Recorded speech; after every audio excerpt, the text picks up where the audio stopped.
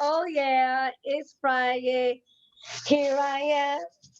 It's Friday. Hello, colleagues. Welcome to our Friday Digital Professional Development Friday. I'm so excited to welcome you all. I am accompanied by my colleague Diana. Diana, do you want to pop in and say hello? And Diana and I will be hosting, co-hosting this Professional Development Fridays with our wonderful team. And we want to provide you some face updates. So, as you guys know, we're kicking off our Family Engagement Month with a couple of series of workshops.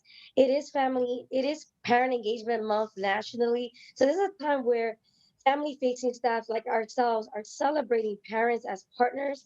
We're also bringing awareness that why parent engagement is so important to students' academic success as well as their social and emotional wellness.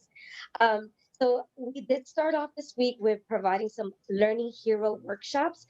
If your parents missed the Learning Hero workshops, we do have a couple of other dates for makeup. On November the 10th, from 6 to 7, we have another workshop. And we also have our last workshop on November the 16th from 6 to 7. So please share the link, join us, because the more of us as DOE colleagues on the line, it really helps to kind of engage our parents in the chat. Lastly, I want to take you to our parent coordinator website. I'm going to drop the link to Lori so she can to take us quickly to the PC website where I'm going to share some information on how you can take action this month. So I so this month, parent coordinators, FLCs, we want you to take the challenge, and it's called the Why Not Challenge. And what is the Why Not Challenge? The Why Not Challenge is an opportunity to showcase your virtual family events. You can also take the challenge by easily just accepting the challenge. So, for example, I'm going to just do a quick script. Laura, can you challenge me to a why not challenge? Let's give them a quick preview. Just challenge me. Say, I challenge Derry to the why not challenge. I challenge Derry to the Why Not Challenge. What?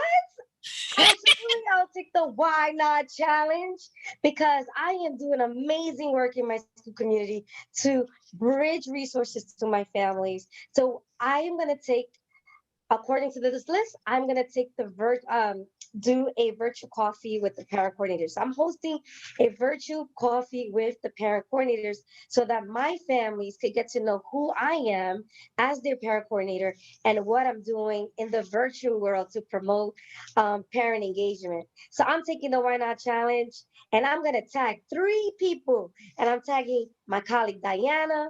I'm tagging my colleague Laura, and I'm tagging my colleague Lisa. Are you guys willing to take the Why Not Challenge?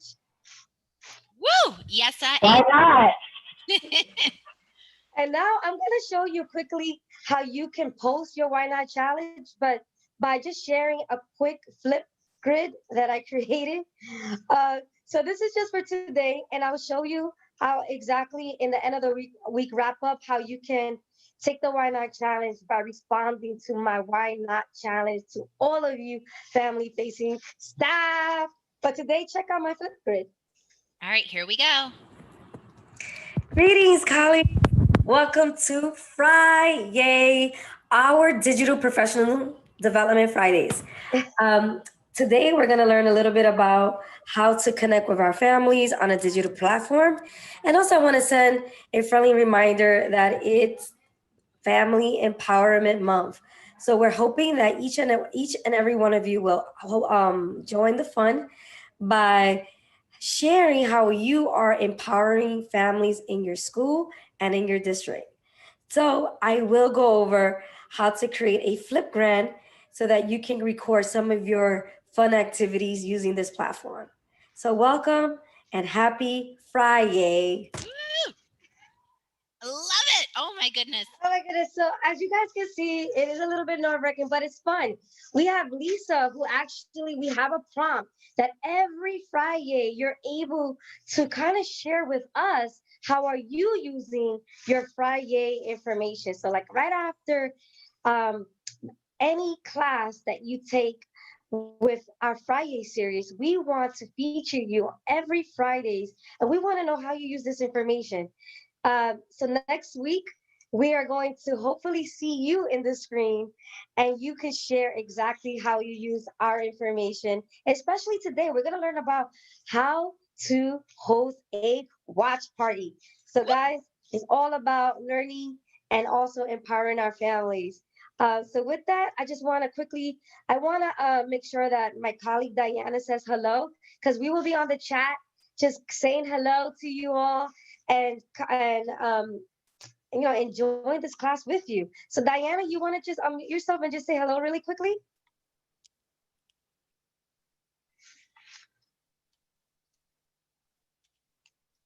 So it looks like Diana is there somewhere. We will find you, Diana, we promise. But with that, I just want to turn it back over to Laura, and she's going to introduce our next guest. You got it. Awesome. Well, if you guys are just seeing Flipgrid for the first time, you are in for a treat. We're going to get you on there. It's going to be a lot of fun. Another great tool to connect with your families and communities. But we are going to turn it over to Tally, who is going to share some updates and some information around common sense. Hi, everyone. Thanks so much.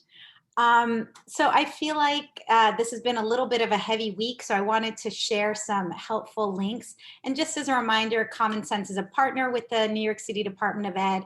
We've been a partner for going on 10 years, and we are a nonprofit organization that provides resources to families and to educators around helping kids navigate the digital world. So what Laura is sharing right now, and maybe, oh, thank you for popping that in the chat too, Laura. This is from Wide Open School, where we also have a partnership with the DOE. And basically we curate a whole bunch of different learning resources from over 85 partners. And the bucket that Laura just pulled up is from our emotional well-being. And I just thought that this was a really great activity to share and that you can share with your family. So I really want to focus on just those first two where it says, why be grateful? And there's a short video that you can go to. You can see that this is ideal for 5th through 12th grade. I mean, 5th through 9th grade. We don't have to show the whole video here, but it just talks through. Hi, Kate here. Different gratefulness activities or gratitude journals you can set up. And then the second one, you can see it's labeled offline. So that's an activity that doesn't refer you back to anything online. And it's just, I'd like to toast. And it's just the idea of the next time you're with your family, everyone getting together and making a toast to each other. I have done this with my own family. We've also done this at staff meetings, which has been great, where we all just take turns toasting each other. It's just a nice way to kind of either, especially today, close your weekend. So I encourage you to try this out, share this with your families, or even, right now, send a quick text, write a quick note in the chat to someone you appreciate, let them know why. So that was the first one I wanted to show. And then the second link I wanted to share is from our Common Sense education site, where we have free K through 12th grade resources, specifically our digital citizenship curriculum. And that one is, I wanted to highlight, and I think I sent you this link too, Laura. I'm going to pop it in the chat for everybody, but it's our Young Voters Guide. And I'll put that back into, oh, awesome. Thank you. The Young Voters Guide, it just has a lot of great resources for educators, so you could share this with your teachers. But if you scroll all the way down, Laura, there's also even further. So you've got the tools for teachers, those are lessons, and then resources for parents and families. And there's just different articles, short videos that can help families talk to their kids about how to navigate the news. So I wanted to share those two resources for everyone and just wish you a happy and relaxing upcoming weekend. Thanks, FACE and DIIT. Thank you so much, Tally. And I can't, plug Common Sense enough. They have been an incredible partner. And I can tell you, as someone who worked in the classroom very recently, literally up until March of this school year, I used a lot of the resources from Common Sense, not only to teach digital citizenship, but really pull some of the other work in our news and media literacy. And I think, again, now more than ever, that is so important. So those resources that are there are phenomenal. And if you're not making use of them, definitely make use of them and really share this information with your family community, because that's what this is about. They need so much support right now, and Common Sense makes it a lot easier for families. And I've heard that specifically from the families that I've worked with. They said, "Oh my gosh, like I didn't realize this existed, but this is phenomenal." So if you haven't shared it with your family communities, please do. It's a game changer. So that's my little plug for Common Sense. But let's get started. We always like to do some polls. If you don't know and you are just joining us for the first time, we like to know who's in the room. So I am launching this poll right now. Let us know who you are. Get the feeling we've got a lot of our PCs, FSCs, FLCs. But if you're a teacher, school secretary, administrator, let us know that as well. We've also got that other category. So if you are an other, pop in the chat what you do. We love to bring in as many folks as possible. Again, if this is your first time here, you're going to learn really fast. We are all about inclusion, not just in the digital sense, but also in terms of just building community and really inviting folks in. We're just trying to help you share information and grow and learn together. So let us know who you are and what you do. And it looks like I'm going to keep this open for a little while longer, but it looks like, again, we have a lot of PCs. So welcome. We love our parent coordinators.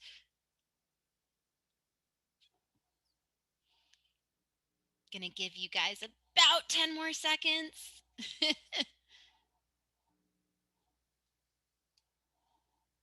And I'm going to go ahead and end our poll. And I will share the results with you. Again, overwhelmingly, lots of parent coordinators, which we love to see. One more time, just in case you missed it, we want to try and get as many folks into today's call. We've got a lot of great resources to share. So share the link with a buddy, get your friends to come. We don't discriminate. So if there's an admin, another parent coordinator, FSC, FLC, anyone, basically, bring them on in. Why not? If they're free, come on. All right. And we want to know, how are you feeling? So one more poll. How are you feeling today? It is perfectly okay to be somewhere in like the E, maybe even the D range, because again, it's been quite a week. So maybe you're in that whoa, what is happening right now? We value all feelings. So and maybe you're feeling like me, where I'm a mix of these emotions. I don't know, I should have made this poll for this week slightly different, where you could pick more than one feeling. Maybe that's what we'll do moving forward. It's you can pick a few feelings, because right now I feel like I'm having all the feelings. All right, and I'm going to give you guys about 10 more seconds to fill that out. For those of you that don't know, doing stuff like this, it might feel a little silly, a little hokey, but the truth is that, building in this time to check in with your colleagues, starting your meetings this way, it's actually a nice way to start. So we like to model good practice, and that's what we're doing for you here today. I'm going to go ahead and stop our poll. It looks like the vast majority of you are feeling tired, because like I said, it's been 4 weeks in one. Just go ahead, cram the whole month of November into the first week. Why don't you? But you're here, you made it, and we are going to get started now with our awesome PD today. We are going to be going over how to host a watch party. So I know some of you have probably attended a watch party. They've become very popular, especially in this digital world that we are now in, this remote only world. So watch parties are happening. And I know that Face has been doing Watch Party Wednesdays, but we want you guys to now be able to lead your own watch parties. So that is what this is all about. We are going to go through today the watch party basics. We'll talk about kind of what you need to do to set up a watch party. We'll then walk you through kind of what happens during and even take you to the process after. So hopefully after today, you're going to feel confident, and maybe even as part of your Family Empowerment Month, you're going to get a watch party scheduled for your school and your community. That is the goal. So, what is a watch party? What are we talking about? For those of you who may not have ever attended one, a watch party is when folks gather in some sort of online platform to watch a video or possibly some other digital content.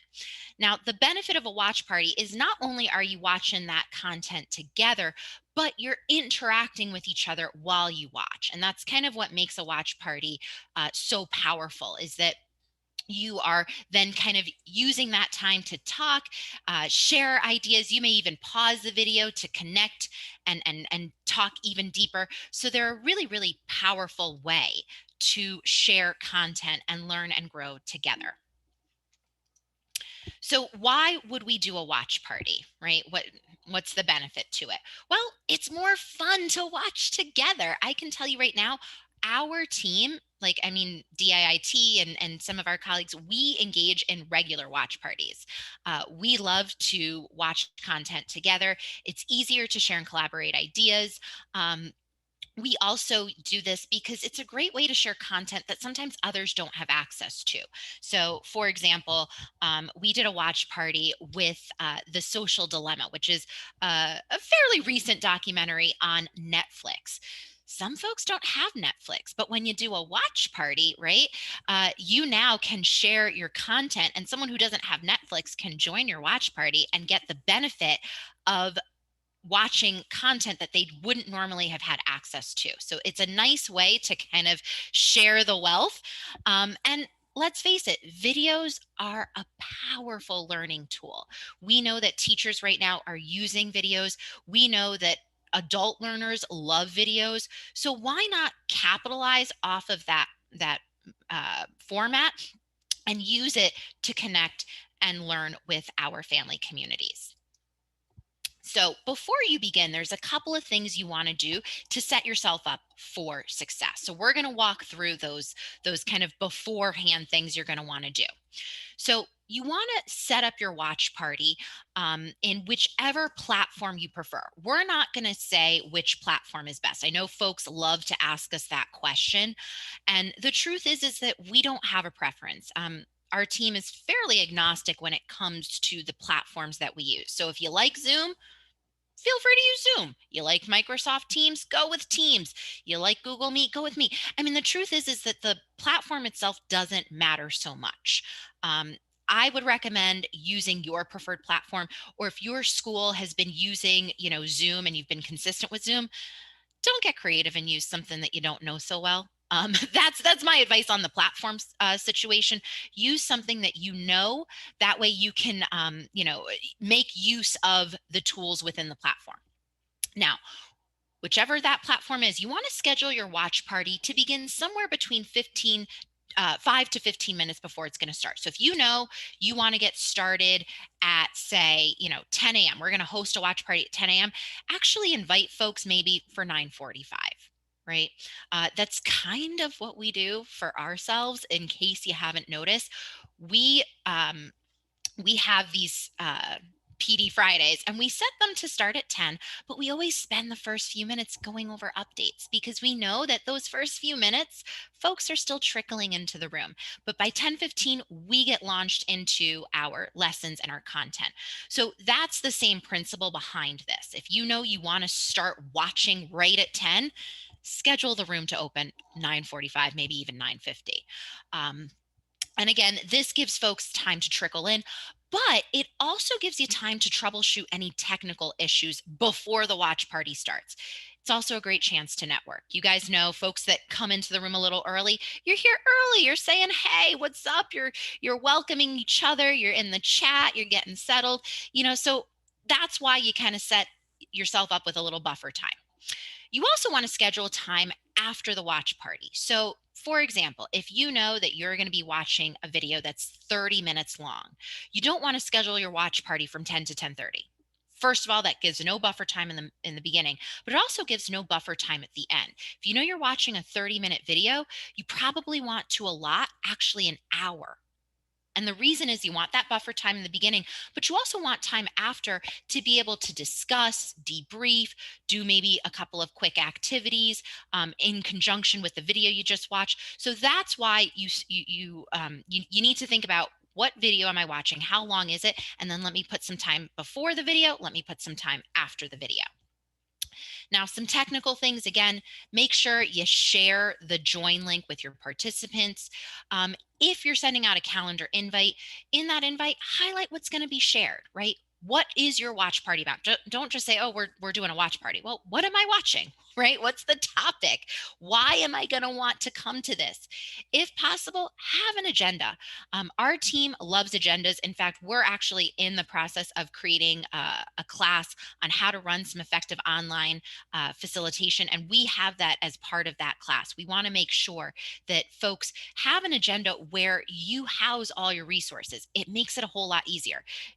Again, for folks who've been coming for several weeks in a row, you know that that's what we do. That's our practice. So have an agenda. It keeps you organized, and it also centralizes all your resources. Beforehand as well, you can create polls, trivia, even questions to share with folks. This actually also helps, address those tech issues. So you've been noticing, we start our sessions oftentimes with polls. We ask things like, who's in the room? How you feeling? What's going on, right? These are things you want to take with you into this type of event. Have those. It helps keep your audience engaged. Nothing is more boring and sucks the fun out of a watch party than like, okay, we're just watching and we're all really quiet and nothing's happening. There's no polls, there's no talking there. It's just like, oh, we're all just watching it. What's the point of that, right? The point is that you're watching it together, so might as well make use of those collaboration features. Now, when you're sharing pre-recorded content, so something say from Netflix or a YouTube link that you're going to watch together, take the time to review what it is that you're going to watch. That way, maybe those parts that you're going to want to pause and discuss.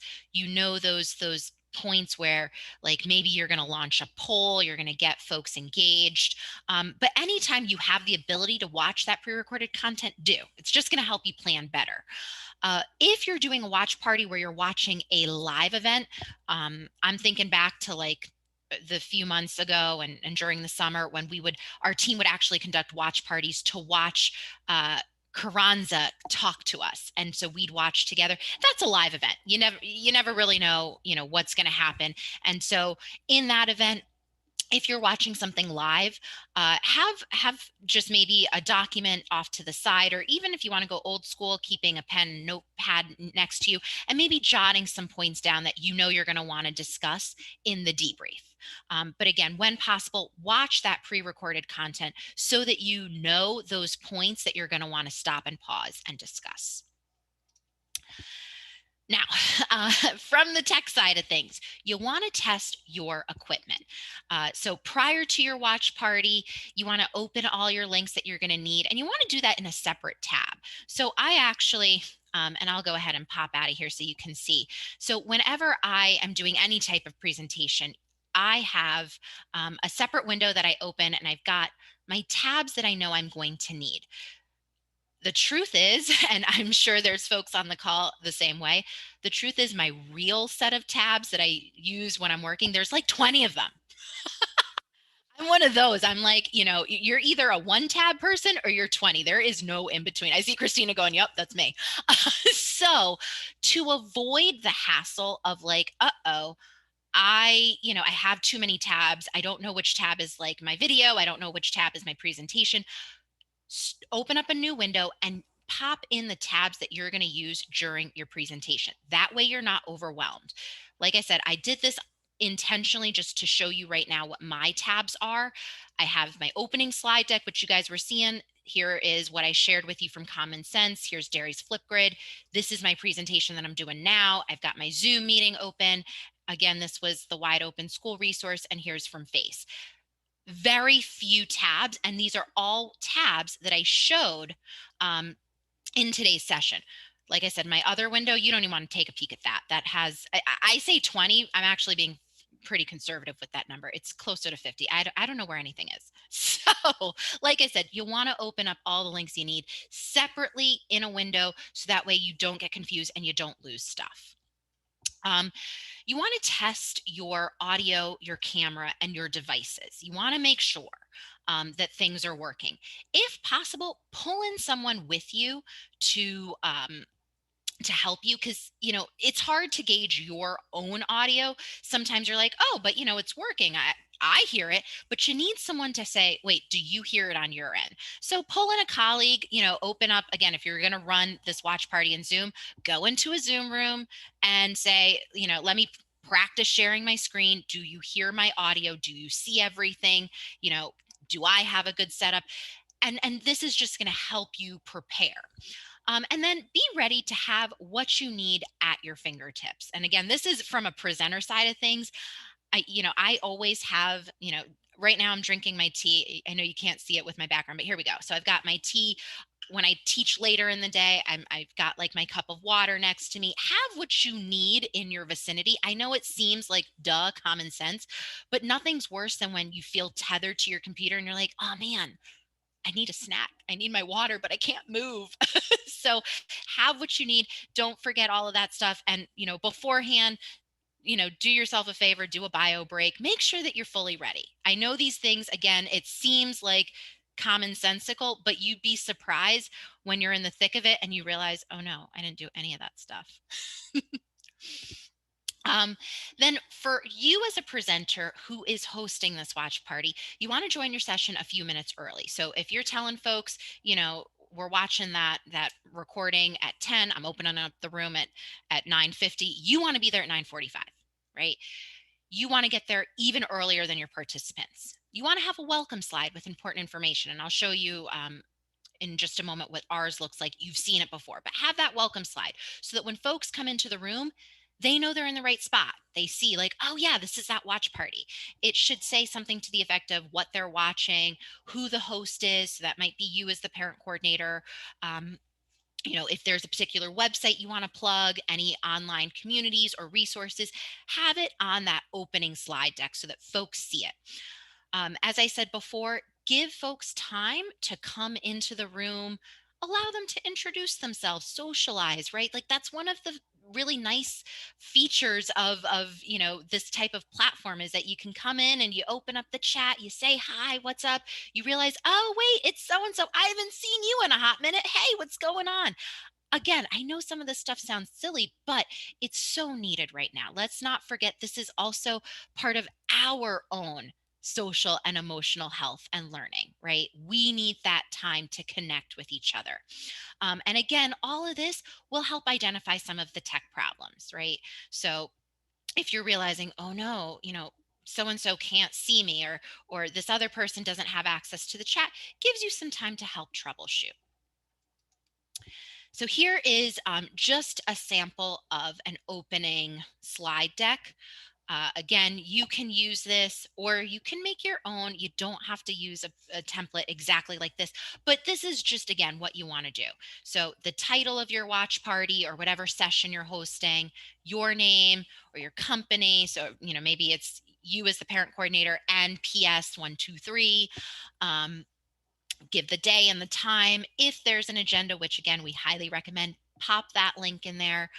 If you have some sort of attendance that you want to record, any online communities, you may want to link your school website.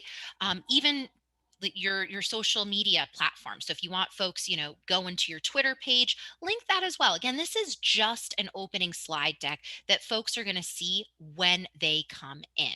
So you want to have this at the ready. And then if you can have someone on the back end side, another colleague who's supporting you, they can then take all this information and pop it into the chat. So you've seen that again from our team. Folks like Latiqua, I believe Tali then reshared it as well. But if you've got some moderators, they can then continually pop those important links into the chat. Because when you're sharing your screen, folks aren't going to be able to click on your stuff. So that's why we do that, right? Like I'm sharing my screen, but you're not clicking on my screen. So that's why you want to have your back channel moderators who are going to help you insert all those links. So how do you run the watch party, right? Again, we're going over a lot of the logistical stuff, but it is honestly on the easier side of things. It's just a lot to consider, but you want to start your meeting, obviously. So join it, get in there. Then you want to share your screen. In Zoom, which is the platform that we're using, fairly easy. You see the icon that says share your screen. My recommendation for folks is to, when you're sharing, share that window. You don't necessarily need to share your entire desktop. And I say this from like a privacy standpoint. Sometimes you may have other things open. So the fear sometimes when you share your entire desktop is, what if you've got sensitive information? Again, I told you I'm one of those 50 tabbers. So there's sometimes, things I don't want folks to see. I may have, another screen open with my other chats. So that is why you would just want to share one particular window. Now, when you share your screen, depending on the platform and the device you're using, you may need to share audio. We run into this all the time with Lisa Nielsen. She oftentimes, she's like, oh, darn, I forgot to share my audio. And that's specific to her device when she's doing this in Teams.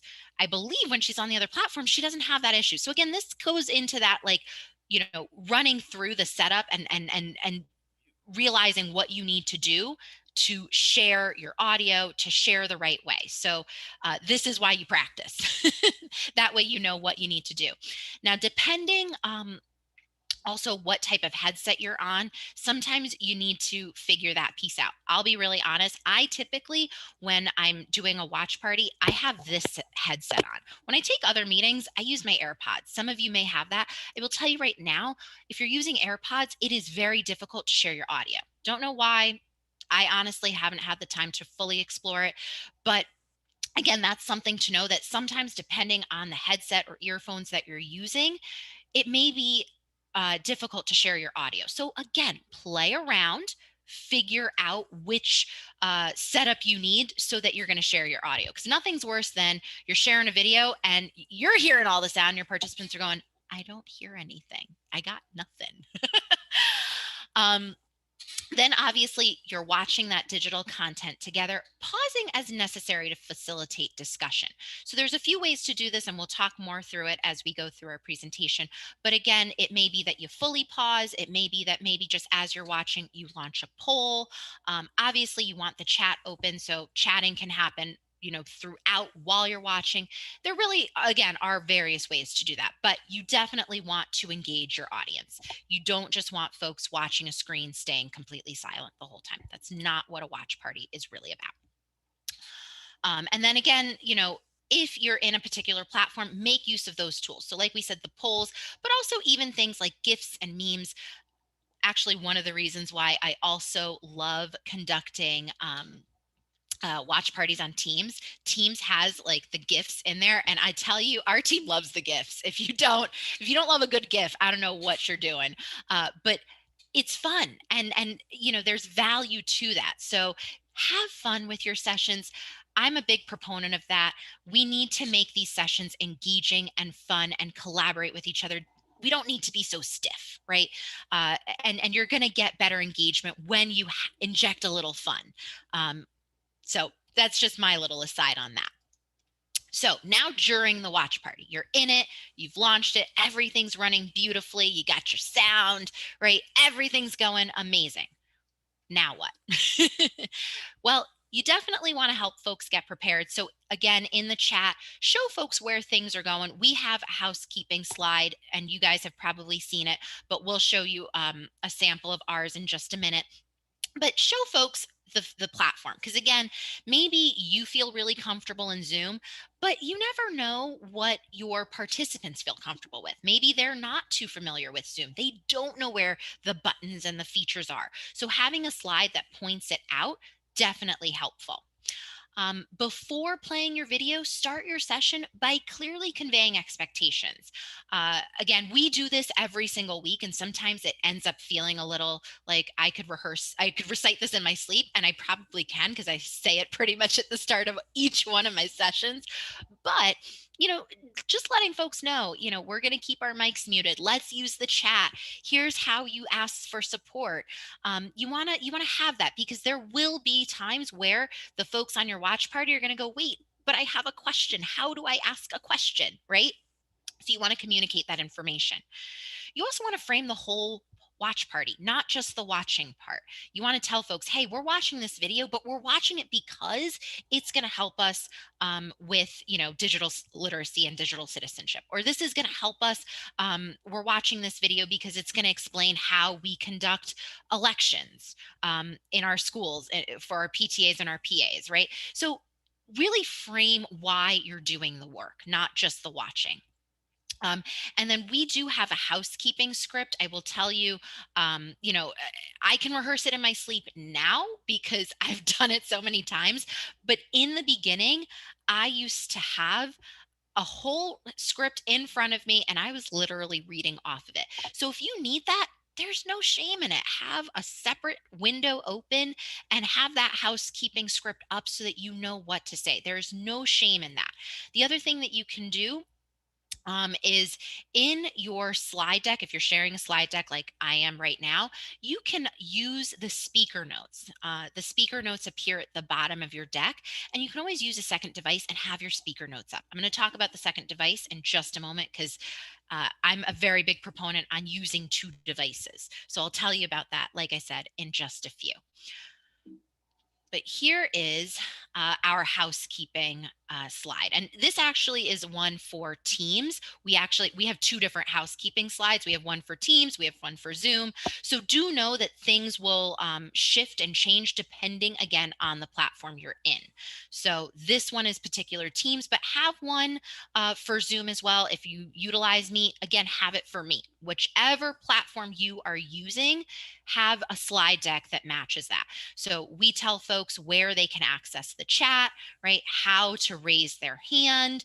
Again, this is Teams, so you can insert emojis, you can insert GIFs, they got stickers, they got all sorts of fun stuff. So again, this is what Teams looks like, but you saw earlier when we launched our meeting, we showed a very, very similar housekeeping slide that was pertinent to Zoom. So you can adapt and change this for your particular platform. And again, you just have a couple of bullet points so that folks know what the expectations are for mics, how to ask questions, how to participate, and just how to use some of the basic functions of the platform. All right, so what are we doing, right? Well, obviously we're watching the video, right? Duh, watching the video. But we also want to use the chat to comment on the video, share ideas, opinions. Again, if you're watching pre-recorded content, this is a great way for you to then know what prompts you're going to ask. So having like a little cheat sheet document where it's like, all right, when we get to 11 minutes in, here's my question I'm popping into the chat, or here's the poll I'm going to launch. It may be that you're doing polls while the video is playing. You may even decide we're going to pause right here. So, 5 minutes in, I'm actually hitting pause. We are stopping. We are going to do a quick chat. Maybe folks are going to unmute. Again, it depends on what structure you want to put in place. We're not saying there's a right or a wrong way to do it. It really is based on what you feel is appropriate. But with that pre-recorded content, again, it allows you to think about when you're going to ask stuff and what you're going to ask and how you're going to do it. If you're going to pause and chat, or if you're just going to launch polls, or if you're just going to pop things into the chat and let conversations happen while you watch. Again, there is no one right way to do this. We also have a really nice protocol that we like to use, and I'll show you that in just a few, but we utilize something called a frame, focus, and follow-up protocol. And again, it's a really powerful way to share videos, because as I like to put it, and I used to use a lot of videos in the classroom with my students, we're not passively watching. And when I say passive, what I mean is we're not just watching where like almost like the computer's watching you back, right? We want to engage our audience. We want to be talking. We want to be thinking.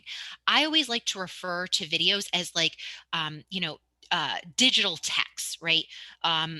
There's a lot of really great stuff that's happening. And the same way you would do if you were, in a book club, or if you were in, if you were reading something and wanting to talk about what you're reading with your audience, you'd want to do the same with a video. We're not just mindlessly watching videos. You can do that on your own. We don't have to set up a watch party to do that. I could drop the link and say, here's the link to YouTube, watch it. The benefit of a watch party is that you are with others. And so you want to use the chat. You want to benefit from being able to grow and share ideas. So, utilizing a protocol where you're giving folks some specific things to respond to and say is really, really important. Using those polls helps keep folks engaged. And then once it's over, again, building in that time for discussion, right? Maybe if you have a larger crowd, you're going to utilize the chat. You're going to force folks to kind of, make sure they're raising their hands so you don't have a free for all. But if it's a smaller group, maybe you are having folks unmute themselves and sharing that way. Again, it depends on what makes sense for you, your school, and the type of event that you're running, but you want to have that time to share and discuss. I can't say that enough, because that's the whole point of a watch party. Again, I keep saying this. I know it feels a little repetitive, but we're just, with each one of these, really digging even deeper. So we want to utilize the chat. It's helpful to use the @ symbol to tag people. Now, the really nice thing in Teams is that when you use the @ symbol, it actually tags them. Unlike in Zoom, where you can use the @ symbol, but sometimes if you've got a lot of folks on the call, which has happened to us, we're sitting over here at over 100 folks. And if everyone starts talking, sometimes the comments go really fast and you don't get tagged. So consider that, when you're thinking about your platform and kind of what you want. Again, many of the platforms include the ability to react to comments, to share GIFs, to even share files. You might be able to, I know in Zoom you can drop an attachment in, you can share a resource. Maybe you want to share a link. You're watching a video and you're like, oh my goodness, this is making me think of this article I read. Again, those are all things you'd want to put in the chat. And then just be mindful that even when you are going to tell folks, hey, you can come off of mute, you can use your mic, chat. Some folks may feel more comfortable being in the actual typing chat as opposed to coming onto their mics. So honor that folks participate in different ways, and that some folks, even when you prompt them, are going to say, I'd rather respond in the chat. That's perfectly okay. It just means that as a host, you've got to be able to pull a little double duty. And that's the benefit of having a colleague with you. So a colleague that can help moderate the chat so that you can kind of moderate, when folks are wanting to unmute and speak. Now, here's that frame, focus, and follow-up protocol. We're actually going to practice this together. But this comes to us from PBS Learning Media. It's a protocol that I have actually used with my students. So when you are going to share a video, you want to frame the video. That means you want to provide context so that your viewers can pay attention to the main content of the video.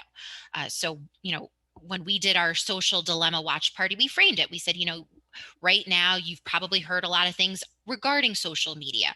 We're in an election year. You've heard things about social media and fake news and algorithms. So we're going to be watching the social dilemma because it helps break down what happens on the social media end of things. The focus helps your viewers notice important moments by giving them something to be on the lookout for as they watch. So you may tell folks, as you watch this video, notice what they tell us about the algorithms and how they were developed, or notice who they interview, right? Notice who is speaking during the social dilemma, because they clearly targeted a certain group of people to share. Maybe you want to talk about whose voice is left out. That's always an interesting one to do. But again, your focus gives some guidance so that people are watching with a purpose. That's the whole point. And then the follow-up provides an opportunity for your viewers to summarize what they saw and build on that, on the ideas. And this is where that watch party with multiple folks gets exciting, because then you're saying, oh, wait, you thought that? Oh, I had this idea. Oh, wow, look at how we are now kind of taking our ideas and growing and learning together. I know that sounds cheesy, but it's powerful. It's powerful stuff. So let's go ahead and practice. Here's what I'm going to do. I'm going to play this video, and I'm not going to tell you the frame, focus, and follow-up. What I'm going to do is I'm going to ask you guys to watch and practice. So before we do that, let me just go back. Remember, the frame is providing context so that your viewers know what they're about to watch. The focus is what you're going to tell your viewers to kind of hone in on, right? Giving them that nugget to say, hey, pay attention to this. And then the third thing is the follow-up, which is, all right, after we watch the video, what are we discussing? So we're going to watch this video. It is super quick. It's just under 2 minutes. We'll watch this. And at the end, I want you guys to tell me what you think you would tell folks is the frame, the focus, and the follow-up.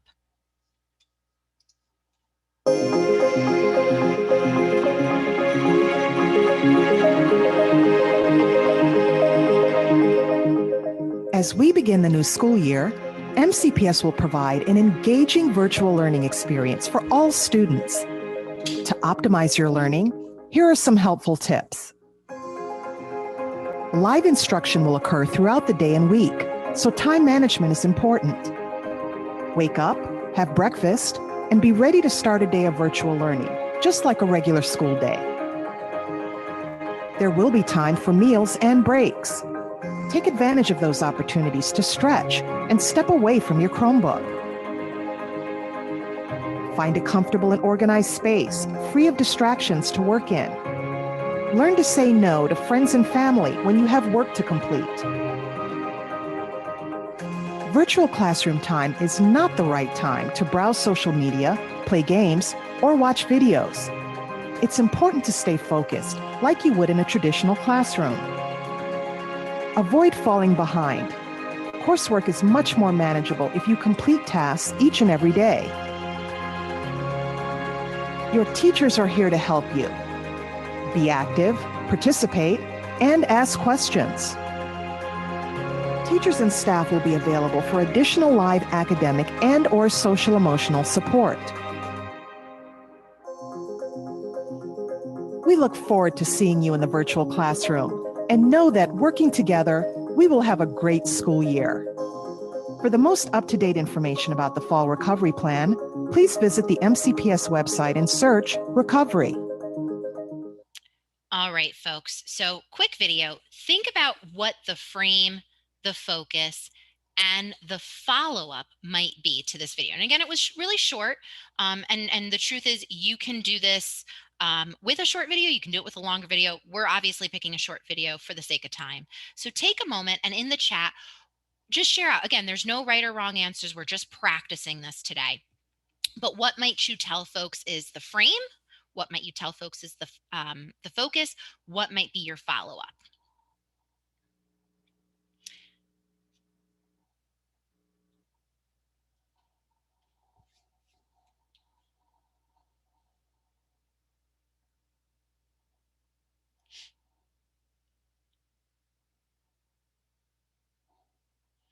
And I'm looking in the chat. Oh, sure. You know what? Let's go back to our previous. There we go. So you can see the different definitions for frame, focus, and follow-up.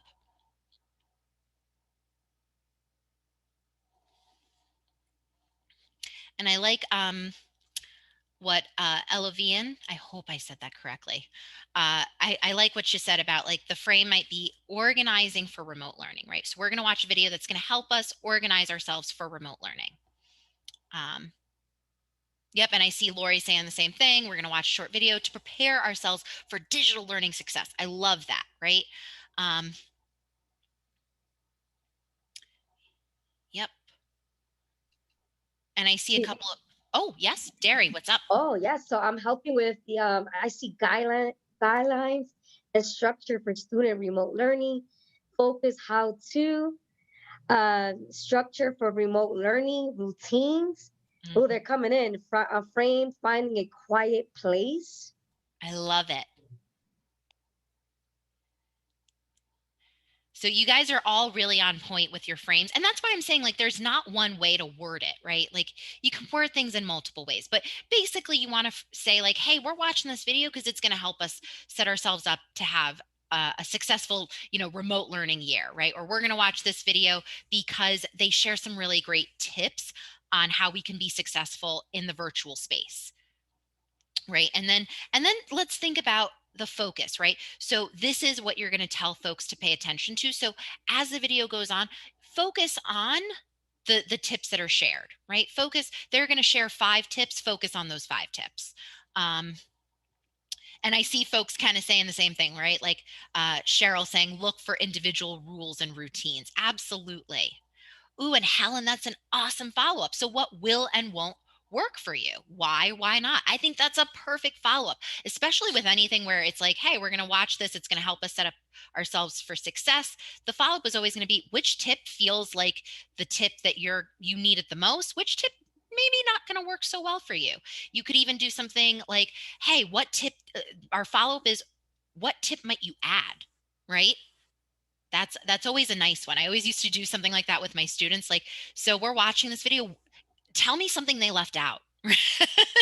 It really gets folks thinking, right? So and I really love what's being shared. Follow-up could be, what new information did you find helpful?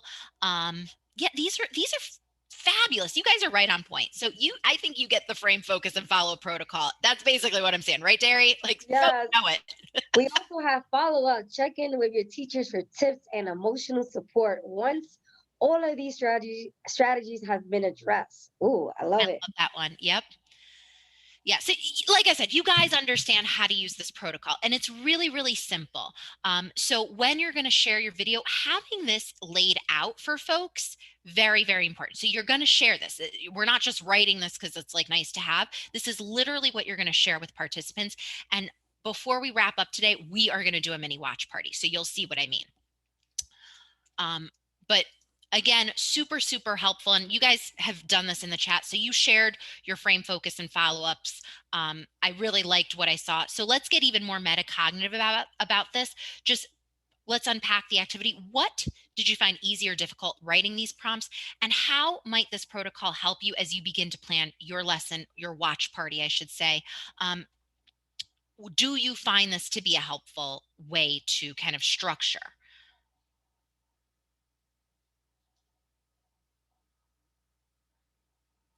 And I already see folks going, yup, I need this in my life. I'm telling you, it makes your watch party run so much smoother. I think the frame, focus, follow-up protocol, quite possibly the easiest thing you can do to set yourself up for success. It's going to give your watch party the structure that it needs. And it just makes it a lot easier, because sometimes when you don't have this and you just decide to do a watch party, it can feel like a free-for-all, because then you don't know what you're going to say, you don't know what you're going to ask folks. So by doing this, you kind of steer the conversation in a particular direction. And I can tell you again, from that teacher point of view, this is your lesson, right? Teachers, when they are teaching their students, they have a lesson plan. So your frame, focus, and follow-up, it's kind of like a mini lesson plan. It gives you structure while you're watching. So best practices during a watch party. When you're sharing your screen, it may be helpful to turn your camera off to save some bandwidth. Now, I will tell you, I personally do this when I'm sharing videos, particularly on the longer side. 2-minute video, I don't need to turn my camera off. But, a 30-minute video, I'm going to want to turn my camera off. Again, it's going to help you save some bandwidth. It also, if you're doing a couple of things, which let's be real, if we're running a watch party, I'm going to try and be in the chat. I'm doing a bunch of stuff. I'm also side chatting with my back channel facilitators. I'm going to turn my camera off. There's no shame in that. That's perfectly okay. Now, remember I told you I was going to talk about that second device. I am a huge proponent of having a second device to join from. So you may have noticed if you're watching me on camera, I'm always looking over here and you probably see the side of my face. The reason I do that is because I have a second device. I know not everyone has that luxury, but if you have a second device, it's actually helpful to join from your second device. What you want to do is you want to turn your camera off. You want to make sure that your second device is muted. If not, you get that god awful feedback.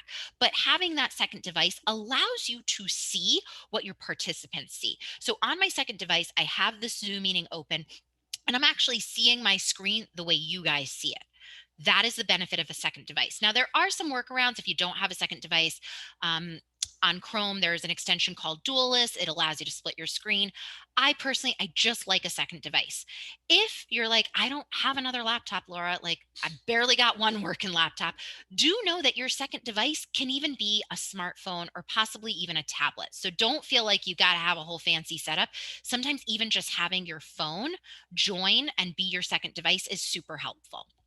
And then when possible, have a colleague in on it. Now, we said trusted student when we were, talking to teachers about hosting watch parties, but for our parent coordinators on the call and our FSCs, FLCs, and other folks, having another colleague, and that's always helpful. You guys know that whenever you run a workshop, you always pull someone else in, right? Maybe it's the school guidance counselor. You and the school guidance counselor are going to do some work together. You're going to run a workshop. Whoever it is that you're presenting with, have them there with you. That way they're helping to moderate the chat. They're going to post important links. They're going to troubleshoot. We do that. Right now, I'm presenting, so I'm here with you guys. I have my colleagues, Christina, Derry, Lisa, Tali. They are all in the chat, Latiqua, and they're constantly posting. That way, I don't have to do that because that's a lot to manage, especially as the host and the presenter. So pull in your colleagues and have them help. Tag team. Maybe, if you're doing a workshop together with someone else in your building, when you're presenting, the guidance counselor is going to be in the back channel. But maybe when the guidance counselor is presenting, you swap roles. But again, having that second person, third, fourth, fifth team member, it's actually really, really helpful. It's going to make your session run way smoother. Now, after the watch party, right? We're not done. We got a little bit more to do, right? So after you're watching, you want to have time to reflect and discuss. Again, I keep going back to the watch party we did for the social dilemma because one, that documentary was super powerful. It was super powerful and there was a lot to discuss. That documentary was actually on the lengthier side. It was an hour and a half. And we got to a point where it's like, okay, technically it's time and we want to keep talking, but we're going to have to table this. But we needed that time to discuss. There was just too many nuggets of information that we had to unpack and break down. So not only do you want to have that time to discuss, but you again want to have a way to structure the conversation. So you can kind of think of the various buckets of conversations. Maybe there's some aha times, right? Times where you're going to say, okay, let's process that new learning, new ideas. Let's talk about concepts that maybe we're still unsure about. There were things in the social dilemma that fit into that category where it was like, wow, that really felt new and I'm still processing and digesting and I'm trying to work through my ideas. That's okay. It's also nice to share concepts that really resonate with you, where you're like, oh man, I needed to hear that. It really, it confirmed what I thought I knew, right? Or it challenged what I thought I knew and it was powerful. You also might want to share appreciations, maybe something you appreciate that was said, something that really mattered to you, something that you were grateful for that was shared in the particular video. Again, sometimes we watch things and it's like, someone said the thing that I've been thinking, right? And reaffirming our beliefs, absolutely important. So that's why we're saying, you want to share those ahas, you want to share the appreciations, and then you also want to think about actionable steps. So maybe after watching a video, you're going to say, it's changed my thinking so much that I'm actually going to do something different. I know that for me, after I watched The Social Dilemma, it actually forced me to be a little bit more cognizant when I'm on social media. And that was something that I walked away with afterwards, where it's like, sometimes I'm on there and I am a little mindless. I go on Facebook, I'm scrolling through, not really thinking. I want to be a more thoughtful user. I need to monitor for myself because, I've never done that before. That was an actionable step that I walked away from that watch party with. So again, that can be something that you share and ask folks to do, like, hey, after watching this, are you going to maybe do something different? Are you going to do something at all? It doesn't even have to be about different or same. Maybe just you're going to do something. But again, these are just some ways to structure the conversation so that, again, it doesn't feel like a free for all. Now, as promised, we are going to do a quick demo. Again, we're going to watch a 2-minute video, but I want to practice this with you so that you see what it might look like. So we are going to watch this video. The video, as you can see on my screen, is called The 7 Keys to Creative Collaboration. So my frame for this video is, this video highlights the various elements for effective teamwork. So as you watch, what I want you to do is pay attention to the 7 keys to collaboration, because they're going to highlight those 7 keys.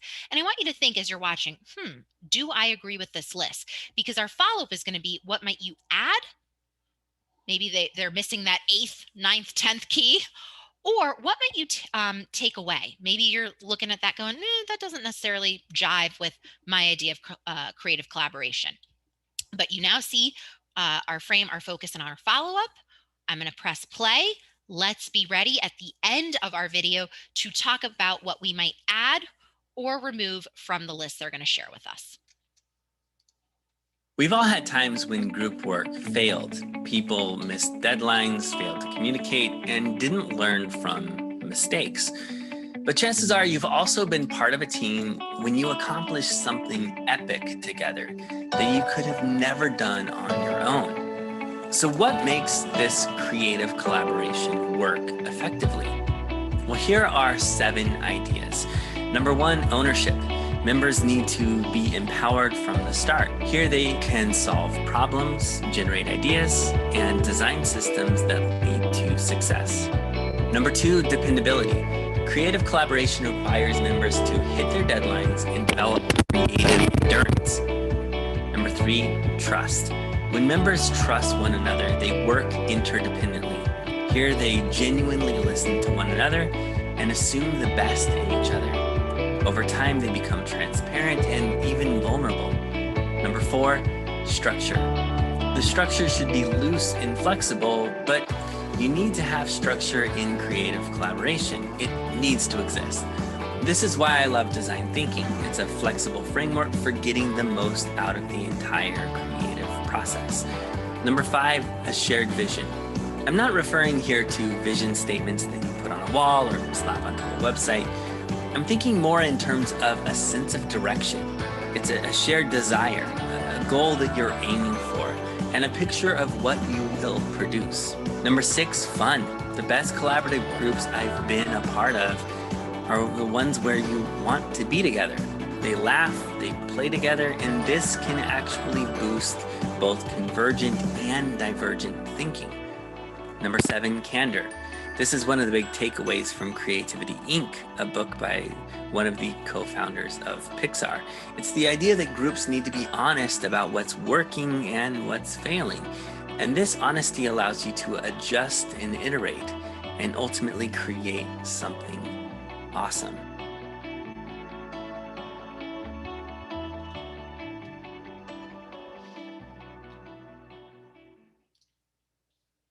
All right, folks, so let's get back to our follow-up. What might be, there we go. What might be some things we add or we take away from this list? So I'll give you a moment to share your ideas in the chat.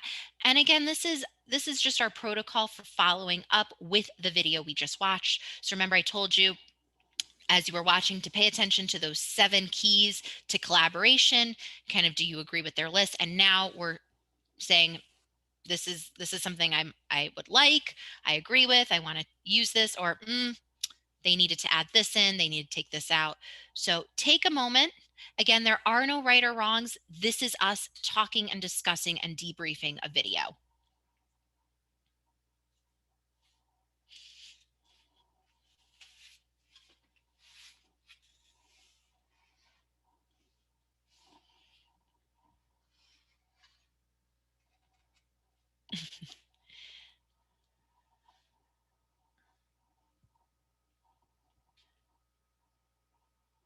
Ooh, and I like what's happening in the chat already, right? Talking about time and space. And I just saw someone say respect. And you know what's funny is, whenever I watch this video, I think it's the one thing they don't like explicitly touch on. It's almost implied in kind of the different elements that are shared. But you're absolutely right. They never once say, like, effective collaboration happens when there's this mutual sense of respect amongst your teammates. So I would always agree, like, that's the one that they didn't fully touch on. It's, again, implied in the video, but they never explicitly say it. And sometimes you just got to explicitly say it for folks, because you have some disrespectful folks. Sorry if if you don't agree with that one, but I've been on some meetings where it's like, oh, we don't know that word.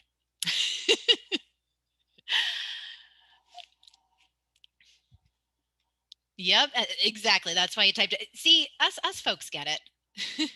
I'm also, again, former elementary person here, and that's a big one in the elementary world. It's like everything starts with respect. You teach the kids, like, you don't always like each other, you don't necessarily always agree, but you have to have respect. So that was a big word in my classroom. All right, so I see some folks continuing to pop some ideas into the chat, and I love it, just because I know that we're getting close to our end time, and I already know some folks are having to drop. Want to just wrap us up really quick.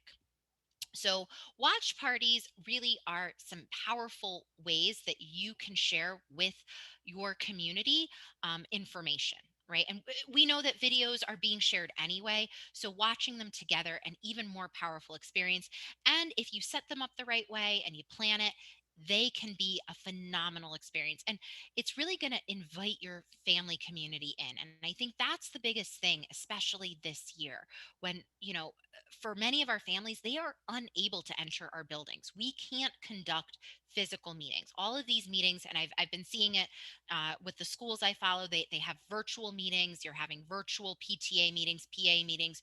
You're doing virtual support meetings for your families. So incorporate a watch party. Videos are really, really helpful.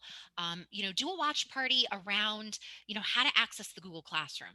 There's videos on it, and I know because I've seen folks, the Twitters and the Facebooks of some of our schools, and they're putting videos out there on, like, how to navigate the classroom, the digital classroom, right? How to fill out this form. You have the videos, and even if it's just a short video, doing a quick watch party to break it down for your families, they're going to appreciate that. And remember, this is Family Empowerment Month. We want to empower our families. We want to put them in the driver's seat. So sometimes it's just a matter of showing them what they need to do. Oh, and I already love it. I see someone writing in the chat, I am using this in my parents' town hall. I love it. That is what this is about. Terry, come on. Can I get a woo? I am loving it. I am loving the chat. I am loving your ideas. I'm excited. There are town halls that are happening this month. I know one particular District 9 town hall. I believe our District 9 FLC is on the line. So this is another way that we can really engage and promote what we're doing to ensure that our families stay connected. If you have questions regarding these presentations, please, in the chat, we do have a form that you can fill out. If you have any follow-up questions on how to put together a watch party. Okay, this was amazing. Now I want to hear from you in the chat. Really quickly, name some watch parties that you can host. So we have town hall meetings, we have PTAs, Feel free to drop some topics in the chat, but I also have one for you. Guess what, everyone? Here goes the surprise. You ready? Can I have some drums?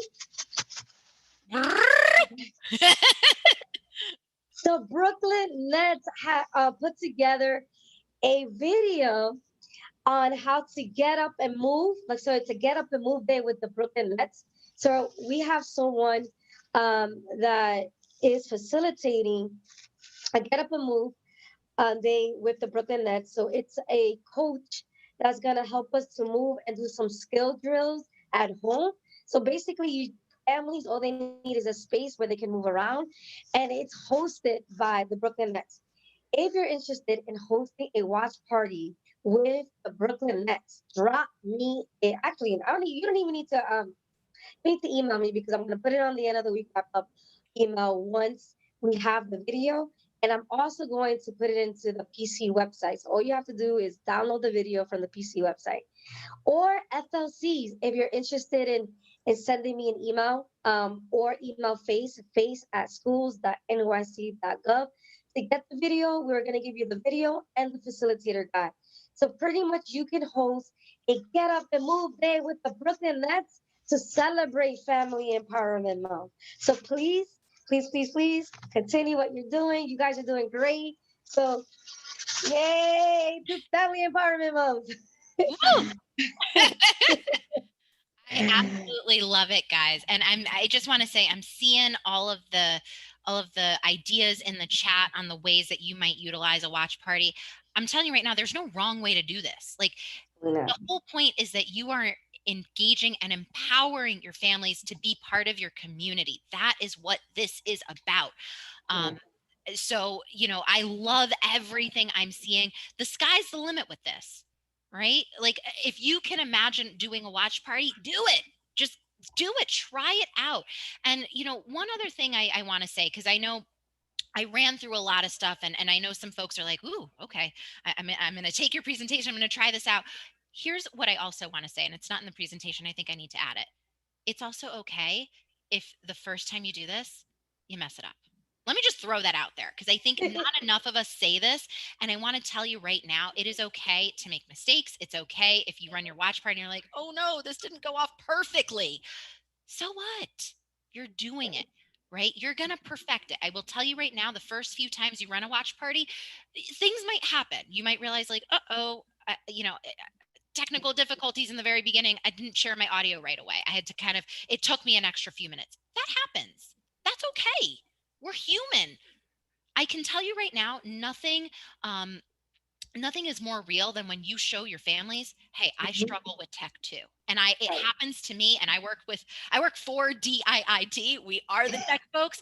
Guess what? Us tech folks, we have technical issues too. Things don't always work right. I've had situations where, you know, literally 2 minutes before I'm supposed to go live, everything craps out on me. I think we've all probably been there where we're like, oh, no, panic ensues. But that is when you're going to take a breath. You're going to go, wait a minute. It's okay. It's going to happen. I'm going to power through because that's what we do. So don't be alarmed if it doesn't go perfect. I'm here to tell you, first few times you run it, you're going to maybe debrief with your team and go, all right, next time we're going to make sure we do this, right? Next time we're going to make sure we do this thing. It's okay. Make mistakes. I can't tell you. That's also very powerful for our families to see because remember, so many of our families, they've been struggling with the tech hardcore, right? Like they are struggling. So sometimes it just humanizes the process. Like, oh, you mean you struggle with it too? Yep, I do. Let's normalize the struggle. So it is okay. And I'm seeing it in the chat. Yeah, it makes the parents feel comfortable. You know, these are not easy things to do. And again, even for folks that are experts, we don't do it perfectly. So please acknowledge it when you struggle, when you make a mistake, say whoops and keep it going. Don't let it bog you down. Don't let it get you down. Don't think that, oh, I made a mistake, so we're never doing it again. It didn't go perfectly. No, you're gonna do that watch party again. And the second time you're gonna do it even better. Third time you're gonna do it even better. And listen, by June, you're gonna be a pro. You're gonna be doing watch parties in your sleep. Thank you, Laura. We really appreciate that. Thank you for encouraging us because I know it's tough, it's hard, and we're not expecting perfection. 100% is no such thing. There's no such thing in being perfect. But what's really important is what's coming from your heart. So thank you, parent coordinators, family leadership coordinators, and family support coordinators, our teachers, our school staff, for all that you do every day to empower our families. Thank you for joining our professional development digital Fridays.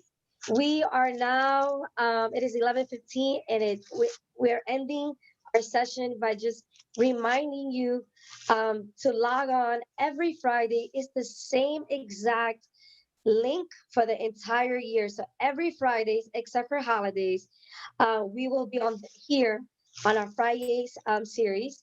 So stay tuned for topics. All of our topics will be posted at the end of the week wrap up email with the video, with the recording of the Friday sessions and the agenda.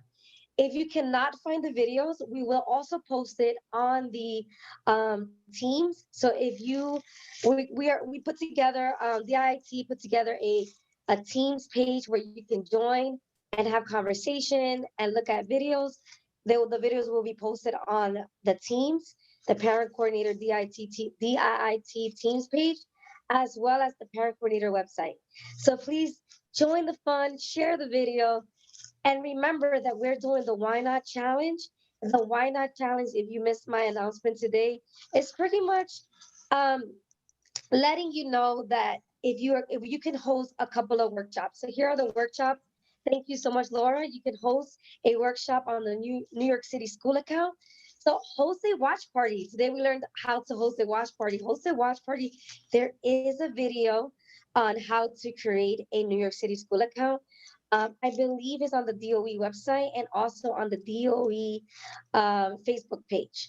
You can also host a virtual coffee with the parent coordinator. We have a template that you can use with the Family Empowerment Month logo. Check that out at the end of the week. Wrap up email. I would definitely add a link so you can download the template with our logo. You can use the template for the entire month for all your activities. Also, host a virtual PTA Awareness Day. So it's all about awareness, help our families to know how to get involved with the PAPTA, but most importantly, you get extra points. Actually, you get a lot of points if you do this with your PAPTA. Host a district virtual event. I know District 7 took the challenge, so they're hosting a virtual parent family empowerment day. So shout out District 7 for sharing that you will be hosting a district family day. If you want to share that you're hosting, please make sure you fill out this form. We will give you shout outs at our Watch Party Wednesdays and also on our Digital Professional Development Friday. And lastly, we want you to post a video, and we'll show you how to do it next week on Flipgrid. There is prompts. I'll add it into the end of the week wrap up email where you can just take the challenge by recording a video and sharing exactly how are you using our Professional Development Friday series after. So this is beyond the Fridays. What are you exact? How are you using the information that you learn? So thank you again for everything that you do. Thank you to our team. I am on behalf of the parent empowerment team at ACE. We thank you for the work you do. We have some parent empowerment liaisons on the line. We have Anthony, Cynthia, Diana. And if you don't know who we are, um, go on to the DOE website, look for the FACE, its website. You'll see all of our parent empowerment liaisons and also our partners in this work, our FLCs, FSCs, and of course, you all parent coordinators. Thank you again and happy Friday. Woo! All right, one last thing. It was in the chat, but please, please, please, folks, make sure you fill out our attendance sheet. We'll drop that link one more time, but make sure you fill it out. And our session today was how to host a watch party. I'm showing it on my screen right now. I know we have a ton of sessions on here. It's about a third of the way in. But that is our session for today, how to host a watch party.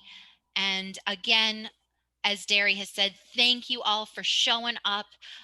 Remember, these are weekly meetings. So I know we've had some issue with getting out the information. We're going to try and work with our folks to make sure that everyone gets the calendar invite. But please, the link is the same. Feel free to share this with your colleagues, bring in another parent coordinator, bring in other folks into this work. Next week, we actually have a real treat. Christina's team, again, we're DAIT, but we're even offices are like subdivided, but Christina's team, the ed tech team, they have some really great information to share all around Google. So that is really, really cool. They're going to specifically be talking about how to utilize the various tools within Google and really make the most of it, which we know that so many of our schools are doing. So with that, I think we are done. We're done. Woo! Shout out District 11. District 11 is hosting a wonderful series on Wednesdays. So thank you, Yvette Crespo, for sharing that. Keep sharing. We're done. We're going to give you a few more minutes to fill out the form. We're going to put some music on because it's Friday. So DJ Chris, do we got any music going on? Not to put you on the spot. That's me? Hold on, I have to take my AirPods out and put on Spotify. Yes. So stay on. Please join some. Like now, unmute yourself. Our session is done. We're gonna have some music. We're gonna play some music while you fill out the form. Please fill out this form for Laura and her team. We want, it's all important. We want to grow. We want to improve our sessions.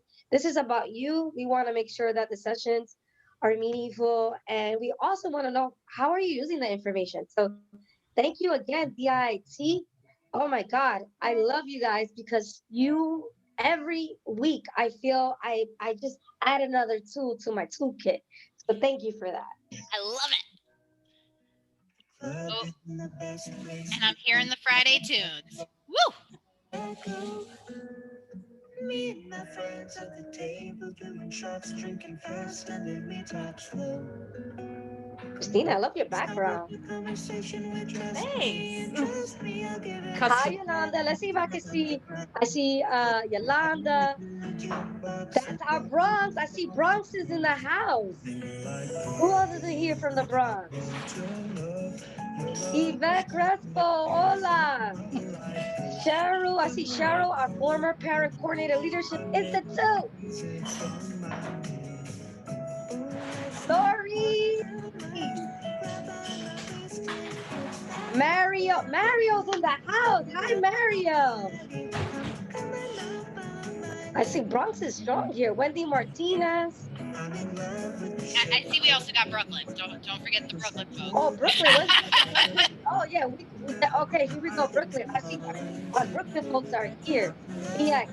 Remember, Brooklyn Nets, guys. And there's a special message that I will not. There's some stuff that's happening on that video. If you guys want to share that, get up and move with the Nets. I'll definitely share the video so you can host a watch party with the Brooklyn Nets. We have Astoria, the Christopher Columbus campus. Awesome.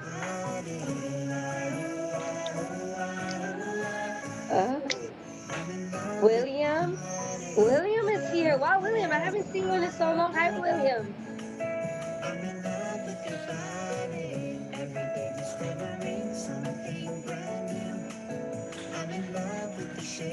Can everybody just thank the IIT? I'm just feeling so blessed and feel so grateful for this partnership. Thank you, thank you, thank you. Give a shout out to the IIT.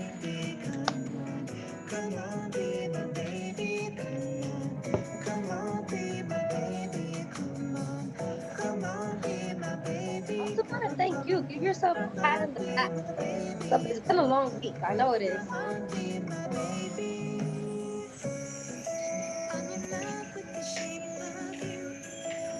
Check out the Parent Coordinator website. We do have the forms for the Why Not Challenge. I'm going to drop the link in the chat. everything you need to know about Family Empowerment Month. Check it out. We're gonna keep up the updates. I'm in love with your body. Could you ever voice it? I'm in love with your body. I'm in love with your body. Saber su voice. I think we gotta end it with Feeling all the good vibes right now. roll of it. Oh.